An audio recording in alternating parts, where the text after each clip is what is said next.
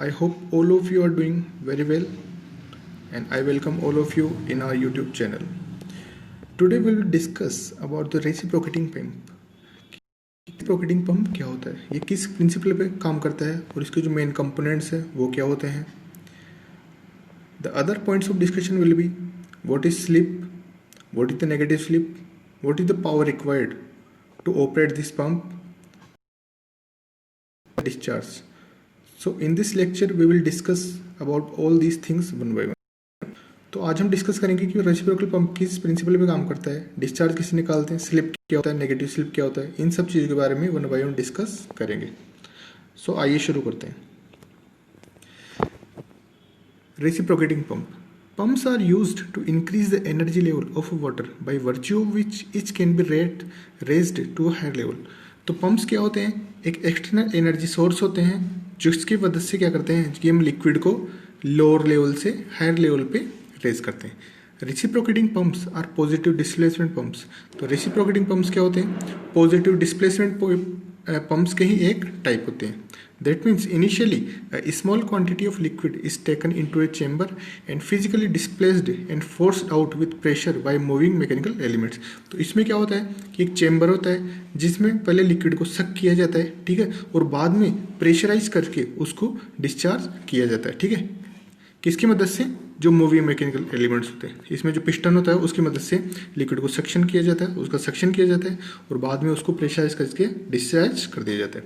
The use of reciprocating pumps is being limited these days and being replace by centrifugal pumps. तो आज के time पे क्या है, लगभग सारे रेसिप्रोकेटिंग पंप्स को किस पंप ने रिप्लेस कर दिया है, सेंट्रीफ्यूगल पंप ने. क्यों, क्योंकि एक तो ये कॉम्पैक्ट स्ट्रक्चर होता है और ये इसका जो ऑपरेशन होता है वो इजी होता है, इसमें VATR कम होता है in compare to reciprocating pump. ठीक है, तो आजकल जो मैक्सिमम यूज होता है वो सेंट्रीफ्यूगल पंप का होता है क्योंकि इसका ऑपरेशन आसान होता है, एक कॉम्पैक्ट स्ट्रक्चर होता है. ठीक है, इसके अपोजिट में रेसिप्रोकेटिंग पंप में क्या होता है, एक तो बहुत सारे मूविंग पार्ट्स होते हैं, इसलिए इनमें VATR की दिक्कत बहुत ज़्यादा होती है, इसलिए इनका रिपेयरिंग वगैरह का खर्चा एक्स्ट्रा पड़ जाता है. इसलिए आजकल सब जगह इंडस्ट्री में सेंट्रीफ्यूगल पंप्स को ज़्यादा प्रायोरिटी के साथ यूज़ किया जाता है. For industrial purposes, they have become obsolete due to their high initial and maintenance cost as compared to centrifugal pump. तो हमने ऑलरेडी डिस्कस किया हुआ है कि जो इंडस्ट्री वगैरह होती है उनमें इनका यूज़ बहुत ही कम हो गया आजकल, लगभग ऑब्सोलेट हो गया है क्योंकि एक तो इनकी इनिशियल कॉस्ट ज़्यादा होती है और बाद में इनका VAT के कारण मेंटेनेंस कॉस्ट बहुत ज़्यादा हो क्योंकि इनमें जो मूविंग पार्ट्स होते हैं वो बहुत ही ज़्यादा होते हैं. Small hand operated pumps are still in use that include well pumps etcetera. ठीक है, तो ऐसा नहीं कि बिल्कुल ही बंद हो गया. हम जो गाँव में देखते हैं हैंड पंप्स वगैरह, ठीक है, तो हैंड पंप्स क्या होते हैं या वेल पंप्स बोल सकते हैं, उनमें जो रेसिप्रोकेटिंग पंप है उसी का यूज़ किया करके जो स्मॉल डिस्चार्ज होता है उसको हाई हेड अवेलेबल किया जाता है. ठीक है, तो मेनली इनका यूज़ कहाँ होता है, जहाँ पे अपने को स्मॉल डिस्चार्ज को हाई हेड तक पहुँचाना हो. ठीक है, यानी ज़्यादा ऊँचाई तक उसका डिस्चार्ज करना हो. These are also useful where high heads are required with small discharge as oil drilling operation. तो हमने ऑलरेडी डिस्कस किया हुआ कि ऑयल ड्रिलिंग और ऑपरेशन में क्या होते हैं, स्मॉल डिस्चार्ज को हाई हेड्स तक डिस्प्लेस करना होता है. ठीक है, इस वजह से ही इनका यूज़ वहाँ पे ज़्यादा किया जाता है. अब देख लेते हैं मेन कंपोनेंट्स कौन कौन से होते हैं. ठीक है, तो मेन कंपोनेंट्स की अगर बात की जाए, ठीक है, ये रेसिप्रोकेटिंग पंप का एग्जांपल है. तो एक तो क्या होता है, इसमें पिस्टन होता है, सबसे मेन काम पिस्टन का होता है क्योंकि सक्शन और जो डिलीवरी होती है यहाँ से तो इसका लिक्विड का सक्शन किया जाता है, फिर ये जो सिलेंडर होता है उसके अंदर लिक्विड भर जाता है और उसके बाद इसको डिलीवर कर दिया जाता है with the help of the delivery pipe. तो एक तो पिस्टन होता है, एक सक्शन वाल्व, सक्शन पाइप, ये सम्प फिल होता है जहाँ पे अपने को जो लिक्विड होता है वो भरा रहता है. ठीक है, यानी कि सोर्स ऑफ लिक्विड होता है, यहाँ से लिक्विड को डिलीवरी पाइप के अंदर से डिस्चार्ज कर दिया जाता है. यहाँ पे डिलीवरी वाल्व होता है, ये पिस्टन रोड होती है जो सिलेंडर से कनेक्ट रहती है, ये सक्शन स्ट्रोक, तो जब इसका लेफ़्ट टू राइट मूवमेंट होता है तो एक लेफ़्ट टू राइट मूवमेंट में वापस से राइट टू लेफ्ट जो एक कंप्लीट साइकिल होती है उसको एक सक्शन स्ट्रोक बोलते हैं. ठीक है, ये उसको डिलीवरी स्ट्रोक बोलते हैं. तो suction stroke plus delivery stroke क्या होता है, एक कंप्लीट स्ट्रोक. ये कनेक्टिंग रोड होती है, ये क्या होता है, क्रैंक होता है जो कि एक सर्कुलर डिस्क होती है और सर्कुलर डिस्क का इसको मूवमेंट कराया जाता है, मतलब सर्कुलर मोशन कराया जाता है किसी मदद से, एक्सटर्नल पावर सप्लाई जो कि एक मोटर या इंजन हो सकता है. ठीक है, तो ये मेन होता है. अब इसमें डिस्कस करते हैं. A reciprocating pump consists of a plunger or piston that moves forward and backward inside a cylinder with the help of a connecting rod and a crank. The crank is rotated by external source of power. ठीक, तो इसमें क्या होता है, एक piston होता है जो लेफ्ट टू राइट मूव करता है. जब ये right left to right move करता है तो इसके अंदर क्या हो जाता है, एक सक्शन प्रेशर क्रिएट हो जाता है। उस वजह से क्या होता है, यहाँ से जो लिक्विड होता है वो यहाँ के बढ़ जाता है, ठीक है। और जब डिलीवरी स्ट्रोक में इसका movement left right to left होता है तो यहाँ से जो वाटर होता है या लिक्विड होता है उसको डिस्प्लेस कर देता है, ठीक है। ये कौन से में, डिलीवरी पाइप में। अब ध्यान देने की बात यह है कि जब इसमें सक्शन किया जाता है तो ये यहाँ पे जो सक्शन वाल्व होता है वो ओपन हो जाता है, उससे क्या होगा कि यहाँ पे लिक्विड फिल हो जाता है और उस कंडीशन में ये वाल्व बंद रहता है, ठीक है। क्योंकि दोनों वाल्व क्या होते हैं, नॉन रिटर्न वाल्व्स होते हैं, मतलब कि इनके अंदर जो लिक्विड का मोशन होता है वो एक ही डायरेक्शन में हो सकता है। तो इसमें तो केवल अपवर्ड मूवमेंट हो सकता है सक्शन वाल्व में, तो और डिलीवरी वाल्व में भी अपवर्ड मूवमेंट ही हो सकता है, ठीक है। तो बैकवर्ड मूवमेंट इनके अंदर नहीं होता है। तो यहाँ पे जो पिस्टन होता है इसको जो पिस्टन रोड होती है उसकी किससे कनेक्ट कर देते हैं, कनेक्टिंग रोड से, ताकि जब क्रेंक रोटेट करती है तो कनेक्टिंग रोड की मदद से पिस्टन रोड का क्या होता है, लीनियर मूवमेंट, और लीनियर मूवमेंट की वजह से क्या होता है, piston left to right move करता है, जिसकी वजह से पहले तो इसका सक्शन हो जाता है, उस वजह से लिक्विड आके यहाँ पे फिल हो जाता है। और जब डिलीवरी स्ट्रोक होता है तो डिलीवरी स्ट्रोक में वापस से लेफ्ट डायरेक्शन मूवमेंट करता है, उस वजह से यहाँ से लिक्विड हमें ऊपर डिलीवरी पाइप की मदद से डिस्चार्ज में मिल जाता है। The cylinder is connected to a sump by suction pipe into delivery tank by delivery pipe, ठीक है। तो जो सक्शन पाइप था उसकी मदद से तो क्या होता है, सिलेंडर सम्प से कनेक्टेड होता है जहाँ से अपने को लिक्विड का सोर्स होता है, जहाँ से अपने को लिक्विड मिलता है, ठीक है। और जो डिलीवरी टैंक होता है, ये डिलीवरी पाइप होता है, उसकी वजह से क्या होता है, डिलीवरी टैंक से कनेक्टेड रहता है। At the cylinder ends of these pipes non-return valves are provided. A non-return valve allows the liquid to pass only in one direction. तो यहाँ पे क्या होता है, नॉन रिटर्न वाल्व होते हैं। एक तो सक्शन वाल्व हो गया जो कहाँ पे होता है, सक्शन पाइप के एंड पे, और ये डिलीवरी वाल्व होता है ये कहाँ पे, डिलीवरी पाइप जहाँ से स्टार्ट होता है, ठीक है, वहाँ पे इसको कनेक्ट कर दिया जाए, ताकि जो जब इसमें सक्शन क्रिएट हो और लिक्विड यहाँ पे भरे उस टाइम ये वाल्व तो खुला रहेगा और ये वाल्व बंद रहेगा, ठीक है। और जब इसको वापस इसमें डिलीवर किया जाता है डिलीवरी स्ट्रोक के माध्यम से, मूवमेंट वापस लेफ्ट डायरेक्शन में होता है पिस्टन का, तो उस वजह से क्या होता है, यहाँ पे हाईली प्रेशर क्रिएट हो जाएगा। प्रेशर क्रिएट होते ही ये वाल्व बंद हो जाएगा, ठीक है, क्योंकि इसका मूवमेंट नीचे निश्चित और ये खुल जाएगा। उस वजह से एक इसके अंदर जो लिक्विड होता है उसका डिस्चार्ज ऊपर की साइड पॉसिबल हो पाता है। Through suction valve, liquid can only be admitted into cylinder and through the delivery valve, liquid can only be discharged into the delivery valve. तो ये हमने ऑलरेडी डिस्कस कर लिया। जो सक्शन वाल्व होता है उसकी मदद से क्या होता है, वो केवल दोनों जो अपने वाल्व होते हैं, सक्शन वाल्व या डिलीवरी वाल्व, ठीक है, दोनों क्या होता है, वन डायरेक्शन में मूवमेंट होता है लिक्विड का, ठीक है। तो उनके नॉन रिटर्न वाल्व्स होते हैं, तो केवल लिक्विड का मूवमेंट एक ही डायरेक्शन में किया जा सकता है, ठीक है। तो जो सक्शन वाल्व होता है उसकी वजह से तो केवल सिलेंडर में आ सकता है लिक्विड, और जो डिलीवरी वाल्व होता है उससे जो लिक्विड होगा वो डिलीवरी से किसी जो डिलीवरी वाल्व होगा उसकी मदद से जो अपना लिक्विड होगा वो कहाँ से चल जाएगा, सिलेंडर से सीधा डिलीवरी पाइप के अंदर। ये पूरा अरेंजमेंट दे रखा है। अब देख लेते वर्किंग। तो वर्किंग प्रिंसिपल क्या होता है, किस वर्किंग ये काम कैसे करता है। So the working of a reciprocating pump, when the piston moves from the left to the right, a suction pressure is produced in the cylinder. If the pump is started for the first time or after a long period, air from the suction pipe is sucked during the suction stroke. While the delivery valve is closed, liquid rises into the suction pipe by a small height due to the atmospheric pressure on the sump liquid. ठीक है। तो इसमें क्या होता है कि जैसे ही ये सक्शन स्ट्रोक होता है, सक्शन स्ट्रोक मतलब कि ये जो पिस्टन होता है इसका मूवमेंट कहाँ से कहाँ होगा, लेफ्ट टू राइट डायरेक्शन। उस टाइम क्या होगा, तो यहाँ पे सक्शन प्रेशर क्रिएट हो जाता है। अब अगर ये पहली बार चल रहा है तो यहाँ पे उस टाइम पाइप के अंदर क्या होती है, एयर होगी, तो एयर होगी तो यहाँ पे एयर खींच के इसमें बढ़ जाएगी, ठीक। और यहाँ से चूंकि यहाँ पे वैक्यूम प्रेशर क्रिएट हो गया, यहाँ पे वैक्यूम क्रिएट हो गया और यहाँ पे सम्प के ऊपर एटमॉस्फेरिक प्रेशर क्रिएट कर रहा है, तो यहाँ से क्या हो जाएगा, इसके कारण से लिक्विड इसमें फिल हो जाएगा, ठीक है। और धीरे धीरे अब यहाँ से जो उसमें एयर भर गई और वापस से डिलीवरी स्ट्रोक आएगा, उस टाइम ये एयर इसके अंदर डिस्चार्ज हो जाएगी, अब एयर चली जाएगी, तो इसकी वजह से एक हमेशा आएगा जब इसके अंदर एक या दो स्ट्रोक बाद यहाँ पे लिक्विड भर जाएगा। अब लिक्विड बढ़ जाएगा तो क्या हो जाएगा, जब वापस ही रिटर्न होगा यहाँ पे, ठीक है, सक्शन में तो यहाँ पे लिक्विड भर गया, अब लिक्विड से भर गया तो वहाँ पे जब वापस डिलीवरी स्ट्रोक आएगा तो इसका movement right to left direction में होगा और ये डिस्चार्ज इस पाइप के माध्यम से हो जाएगा, ठीक है। अब उसके बाद क्या होगा, ये साइकिल चलती रह जाएगी, उसके बाद इसमें सक्शन होता रहेगा, यहाँ पे बढ़ जाएगा, ठीक है, जब इसका मूवमेंट इस साइड होगा। अब इसका मूवमेंट लेफ्ट टू राइट कैसे होगा, इस क्रेंक की मदद से। जब क्रेंक यहाँ पे इस पोजीशन में होगी, ठीक है, जब बिल्कुल हॉरिजॉन्टल होगी तो ये जो पिस्टन होगा वो इस जगह होगा, और जब ये रोटेट होकर यहाँ पे आ जाएगी मतलब 180 डिग्री पे, तो 180 डिग्री पे जाएगी तो ये बिल्कुल यहाँ पे पिस्टन इस साइड आ जाएगा, ठीक है। उस टाइम इसके अंदर पूरा लिक्विड भर चुका होगा, और जब वापस से ये क्रेंक यहाँ से यहाँ मूव करेगी तो इसका मूवमेंट इधर से इधर हो जाएगा। इसका मतलब क्या हुआ कि जब क्रेंक का मूवमेंट 0 डिग्री से 180 डिग्री हो रहा है, मतलब हम बोल रहे हैं कि क्लॉकवाइज डायरेक्शन में रोटेशन है, तो 0 डिग्री से 180 डिग्री होता है, उस कंडीशन में तो क्या हो रहा है, सक्शन हो रहा है। और जब 180 डिग्री से 360 डिग्री हो रहा है, उस कंडीशन में क्या हो रहा है, डिलीवरी हो रही है। तो सक्शन स्ट्रोक 0 से 180 डिग्री में, और डिलीवरी स्ट्रोक 180 डिग्री से 360 डिग्री के अंदर। ये दोनों के कॉम्बिनेशन से क्या होता है, लिक्विड को सक किया जाता है और बाद में उसको डिलीवर कर दिया जाता है। यही साइकिल कंटिन्यूसली चलती रहती है। During the delivery stroke, air in the cylinder is pushed out into the delivery pipe by the thrust of the piston, while the suction valve is closed. When all the air from the suction pipe has been exhausted, the liquid from the sump is able to rise and enter the cylinder. तो ये चीज़ हमने discuss कर ली कि जब पूरी air exhaust हो जाएगी, उसके बाद क्या होगा, लिक्विड का उसमें एंट्री हो जाएगी और वापस जो पिस्टन होगा उसकी हेल्प से उसको सक कर लिया जाएगा, और जब डिलीवरी स्ट्रोक होगा उस टाइम उसको वापस उसमें जो डिलीवरी पाइप होगा उसके अंदर उसको डिस्चार्ज कर दिया जाएगा।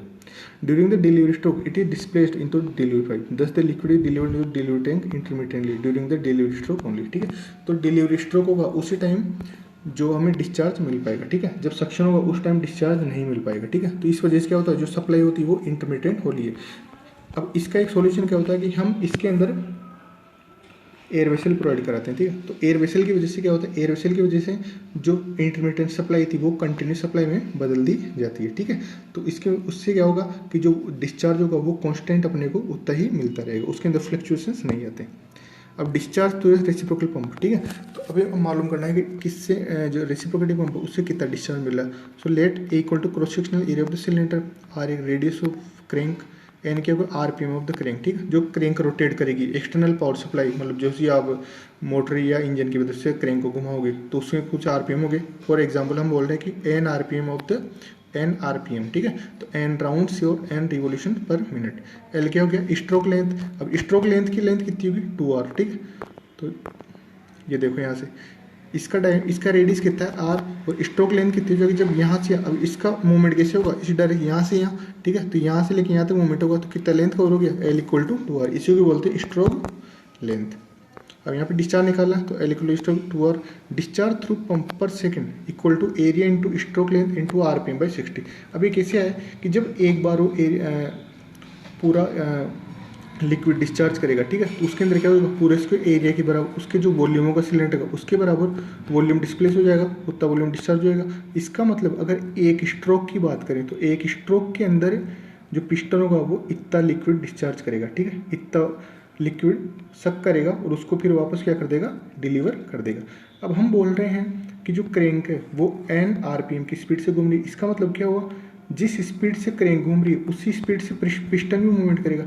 तो अगर क्रेंक n बार रोटेट कर रही है 1 मिनट के अंदर, इसका मतलब क्या हुआ कि पिस्टन भी n बार मूवमेंट करा जाएगा, ठीक है। n उसके भी n राउंड्स पूरे हो जाएंगे, ठीक है, मतलब लेफ्ट टू राइट और राइट टू लेफ्ट, इसको पूरा एक राउंड बोलते हैं, ठीक है। तो उसकी 30 साइकिल्स पूरी हो जाएगी। तो इसका मतलब हम बोल रहे हैं कि 1 सेकंड के अंदर कितना डिस्चार्ज करेगा। तो थियोरेटिकल डिस्चार्ज की बात करें तो ये तो 1 साइकिल के अंदर हो गया, तो यहाँ पे इतनी साइकिल से 1 मिनट के अंदर, और हम बात कर रहे हैं डिस्चार्ज पर सेकंड में चाहिए हमें। तो इसका मतलब क्या है, n/60 राउंड्स पर सेकंड, और एक बार में इतना डिस्चार्ज कर रहा है। तो इसका मतलब क्या, 1 सेकंड के अंदर कितना लिक्विड डिस्प्लेस कर देगा, a into L into n/60। This will be the discharge when the pump is single acting, ठीक है। तो ये डिस्चार्ज किसके लिए, सिंगल एक्टिंग रेसिप्रोकेटिंग पंप। अगर डबल एक्टिंग या ट्रिपल एक्टिंग रेसिप्रोकेटिंग पंप हो उनके लिए जो डिस्चार्ज होगा वो अलग होगा। अब स्लिप की बात करते हैं तो slip of a reciprocating pump is defined as the difference between the theoretical and the actual discharge. तो कई बार क्या होता है कि एक्चुअल में तो ऐसा नहीं कि भाई जो थ्योरेटिकल डिस्चार्ज कैलकुलेट किया है वही अपने को हमेशा मिलता रहे। कुछ लीकेज वगैरह होते हैं, तो लीकेज हो गया, पाइप में कुछ लॉसेज वगैरह हो गए, जैसे मान लो कोई पाइप में क्रैक्स आ गए तो वहाँ से लॉस हो गया, ठीक है। पिस्टन के जो सिलेंडर होता है, सिलेंडर में कुछ लीकेज हो रहे हैं तो वहाँ उस वजह से क्या होगा, जो एक्चुअल डिस्चार्ज होता है वो हमेशा थ्योरेटिकल डिस्चार्ज से कम होता है। तो जो एक्चुअल थ्योरेटिकल डिस्चार्ज और जो एक्चुअल डिस्चार्ज दोनों का जो डिफरेंस होता है उसी क्या बोलते हैं, स्लिप। तो slip is equal to Q theoretical minus Q actual. अब अगर इसको परसेंटेज की फॉर्म में डिनोट करें, ठीक, तो वो क्या हो जाएगा, slip can also be express in terms of the percentage and is given by percentage slip क्या हो जाएगा, Q theoretical minus Q actual divide by Q theoretical into 100। तो ये क्या हो जाएगा, परसेंटेज की फॉर्म में। अब अगर क्यू थ्योरेटिकल से डिवाइड हो रहा है तो अगर इसको अलग इन दोनों टर्म्स को अलग कर लिया जाए तो Q theoretical divide by Q theoretical, तो ये तो 1 हो जाएगा, और Q actual divide by Q theoretical, इसको क्या बोलते हैं, कोफिशिएंट ऑफ डिस्चार्ज। इसका मतलब क्या हुआ, स्लिप क्या हो जाएगा 1 माइनस सी डी इंटू 100। अब सी डी की वैल्यू क्या होती है, हमेशा 1 से कम होती है, लेकिन कई कंडीशन में क्या हो जाती है, सी डी की वैल्यू 1 से ज़्यादा भी हो जाती है। वो कब होता है, जब डिलीवरी वाल्व के कंपेयर में, सक्शन डिलीवरी पाइप की लेंथ के कंपेयर में, अगर डिलीवरी पाइप की लेंथ सक्शन पाइप की लेंथ से कम हो जाती है तो उस कंडीशन में क्या हो जाता है, सी डी की वैल्यू 1 से ज़्यादा हो जाती है। उसको भी नेक्स्ट स्लाइड में डिस्कस करेंगे। तो यहाँ पे क्या हो रहा है, जो स्लिप हो रहा है उसकी वैल्यू क्या हो जाएगी 1 माइनस सी डी इंटू 100। अब नेगेटिव स्लिप, तो प्रीवियस अभी बात की हमने कि कई बार सी डी की वैल्यू 1 से ज़्यादा हो जाती है। वो कब होती है कि जब डिलीवरी पाइप की वैल्यू सक्शन पाइप से छोटी होती है, ठीक है, या कम होती है। उस कंडीशन में जो क्यू एक्चुअल की वैल्यू होती है वो क्यू थ्योरेटिकल को एक्सीड कर जाती है और सी डी की वैल्यू क्या हो जाएगी उस कंडीशन में 1 से ज़्यादा। और स्लिप क्या हो जाएगा, अगर सी डी की वैल्यू 1 से ज़्यादा है तो स्लिप क्या हो जाएगा नेगेटिव, और इसी को क्या बोल देते हैं, नेगेटिव स्लिप। तो इसको एक बार देख लेते हैं। It is not always that the actual discharge is lesser than the theoretical discharge. In case of a reciprocating pump with long suction pipe and short delivery pipe and running at high speed, inertia force in the suction pipe becomes large as compared to the pressure force on the outside of the delivery valve। तो इस condition में क्या होता है कि जब reciprocating pump में suction pipe तो बड़ा होता है और डिलीवरी पाइप अगर छोटा होगा, ठीक है, जो सक्शन पाइप है वो बड़ा हो और जो डिलीवरी पाइप है वो छोटा हो, और जो रनिंग है, ठीक है, जो अपना रेसिप्रोकेटिंग पंप वो हाई स्पीड पे वर्क कर रहा हो, तो उस कंडीशन में क्या हो जाता है, जो इनर्शिया फोर्स होता है, ठीक है, बहुत सारे कंपोनेंट्स होते हैं तो उनका जो इनर्शिया फोर्स होता है वो बहुत ज़्यादा हो जाता है और वो प्रेशर फोर्स के कंपेयर में बहुत ही ज़्यादा हो जाता है। तो उस कंडीशन में क्या होता है, जो स्लिप होता है वो उसकी वैल्यू नेगेटिव आ जाती है। क्यों, क्योंकि जो एक्चुअल डिस्चार्ज होता है वो थ्योरेटिकल डिस्चार्ज को एक्सीड कर जाता है। This opens the delivery valve even before the piston has completed suction stroke. अब ऐसा क्या होता है, थ्योरेटिकल डिस्चार्ज से ज़्यादा कैसे हो गया एक्चुअल डिस्चार्ज, क्योंकि इसमें ऐसा होता है कि इस कंडीशन में this open the delivery valve even before the piston has completed is suction stroke. तो जब सक्शन स्ट्रोक कंप्लीट होता है एक, अब ऐसे में तो क्या होता है असली में, तो जब सक्शन स्ट्रोक कंप्लीट होता है उसके बाद ही डिलीवरी वाल्व खुलता है, ठीक है, क्योंकि तब तक डिलीवरी वाल्व खुल नहीं सकता, उसको प्रेशर लग रहा है अंदर की साइड तो खुल नहीं सकता। लेकिन जब सक्शन पाइप की लेंथ डिलीवरी वाल्व से ज़्यादा होती है तो उस कंडीशन में क्या होता है, सक्शन स्ट्रोक के कंप्लीट होने से पहले ही डिलीवरी वाल्व खुल जाता है, ठीक है, and thus some of the water is pushed into the delivery pipe before the delivery stroke is actually complete. तो डिलीवरी स्ट्रोक के कंप्लीट होने से पहले क्या हो जाता है, जो वाटर होता है या जो लिक्विड होता है वो डिलीवरी वाल्व के अंदर डिस्चार्ज हो जाता है। This way the actual discharge becomes more than theoretical discharge. और इस वजह से क्या हो जाता है, जो एक्चुअल डिस्चार्ज होता है वो थ्योरेटिकल डिस्चार्ज को एक्सीड कर जाता है। दस coefficient of discharge increase from 1 and the slip becomes negative. तो इस वजह से क्या होगा, सी डी क्या हो जाता है, Q actual divide by Q theoretical.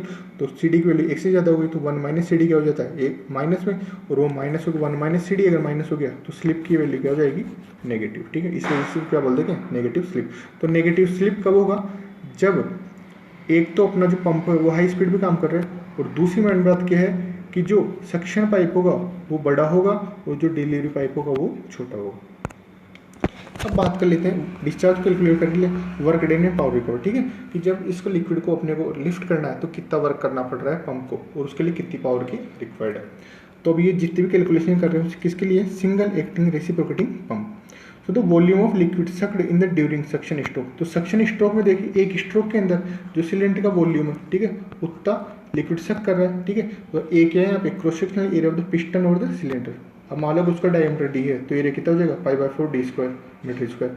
और length of the stroke, length of the stroke already discuss की जा चुकी है, कितनी है 2r। आर क्या है यहाँ पे, रेडियस ऑफ द क्रैंक।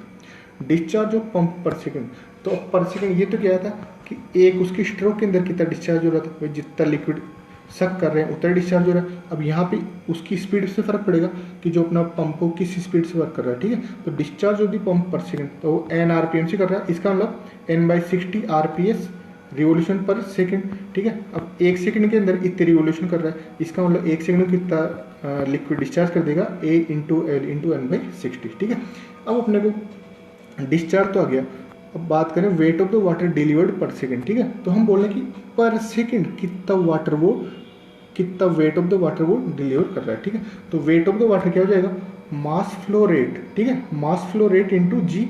अब मास फ्लो रेट क्या हो जाता है, Q इंटू रो, और W क्या हो जाता है, W मतलब रो जी, ठीक है। तो रो जी Q, ठीक है। तो यहाँ पे रो जी तो इसकी रो जी को तो W लिख दिया और Q की वैल्यू कहाँ से फाइंड की है, ये ALN/60, ठीक है।